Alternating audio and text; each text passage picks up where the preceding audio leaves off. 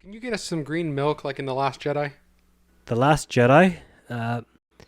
Garth, excuse me for a second. Okay, cool. I'll wait here. The Last Jedi. I have a few problems with the movie The Last Jedi, but instead of complaining about it, I thought I would do my best to fix it in a fan edit. I can't change what was not shot, but I can make some changes that I think can help the movie. In my edit, instead of basically 4 movies going on at the same time, it's the story of Luke and Rey, with a few other bits going on. I really worked as hard as a surgeon on this one. I made around 150 cuts, and hopefully if I did my job right, you won't notice most of them. The cuts remove a total of 39 minutes and 4 seconds, changing the runtime of the movie from 2 hours, 31 minutes and 51 seconds to 1 hour, 50 minutes and 47 seconds. I think that's a pretty good length for a movie. But I want to know what you guys think. You can watch and download my fan edit in the link below. It's just going to be that easy. Let me go over some of the most significant changes I made. I cut out the space battle at the beginning of the film, from when the destroyer fires at the Resistance base to when the bombers appear. Poe is not part of the starting battle in any way, and I inserted a deleted scene of him on the Resistance ship with Lieutenant Connix to show that he's there. This of course removes the silly jokes that Poe makes and all that silly BB-8 stuff.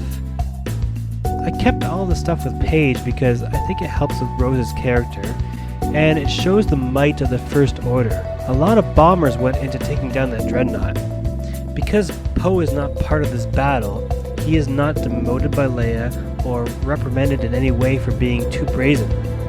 The sequence of Finn meeting Rose has been significantly reduced. Rose is sad about her sister. She does stun Finn, but then they come up with the plan and give it to Poe as quickly as possible. They then contact Maz, who says, "Go find a slicer on CANTO BIGHT."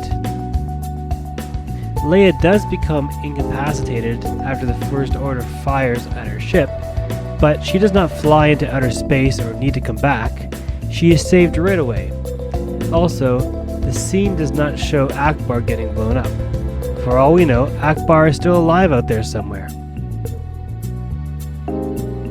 Holdo is the interim leader when Leia is incapacitated, but Poe has no problem with this. He never questions her plan. Holdo is shown to be in charge and competent.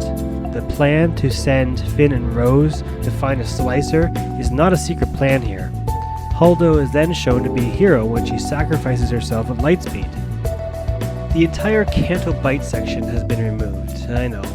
It was a little bit painful for me to do, but it no longer made any sense in the context of the movie.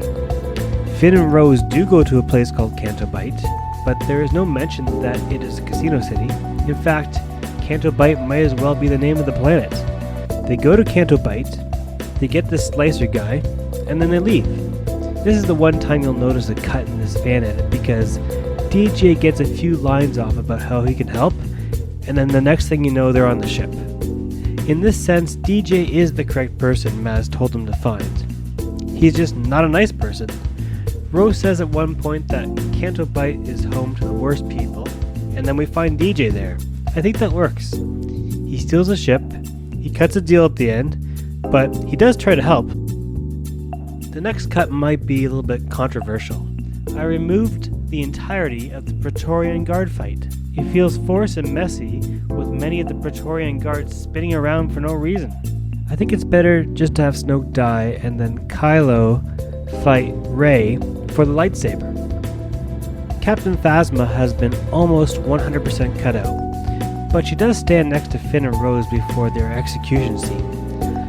I wish I could have removed her completely and have her die in The Force Awakens, but I just couldn't do it. She has no speaking lines in this cut, but the scenes with Phasma had to be kept because DJ tells the First Order that the Resistance is evacuating cloaked ships and Phasma is in the scene. But otherwise, Phasma is removed. Thus, the battle between Finn and Phasma is gone, and so is the silly escape in the hangar with BB-8 hijacking a walker. I've also added most of the deleted scenes back in. I added 2 new scenes that were deleted with Luke. One where he mourns Han's death, and one which is the third lesson he gives to Rey. This lesson is harsh and explains why Rey goes looking for answers in the cave, and also explains why Luke realizes it's time to open himself up to the Force. In the third act, once everyone gets to Crate, the First Order sets up their forces.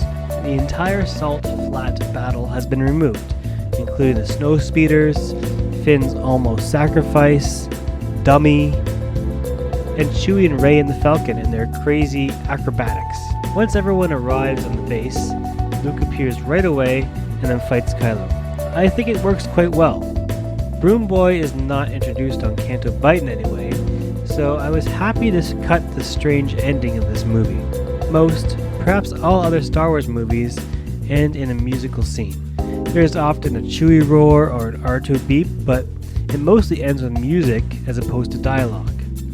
The Last Jedi perplexed me with its ending, and while there was not much talking in it, it did not have the music swell up in the way that I was looking for. I was happy to end the movie with everyone on the Falcon getting away and a big music swell. Finally, I made some small adjustments to the depth of color. I think the movie is very washed out, especially if you compare it to The Force Awakens. The blacks are dark gray, the whites are off-white. Space is not nearly dark enough. The change I ended up making is quite small, but it changes the look throughout the entire movie. So again, the link is down below. You can watch it there or download it. I want to know what everyone thinks. Okay, Garth, I'm coming back.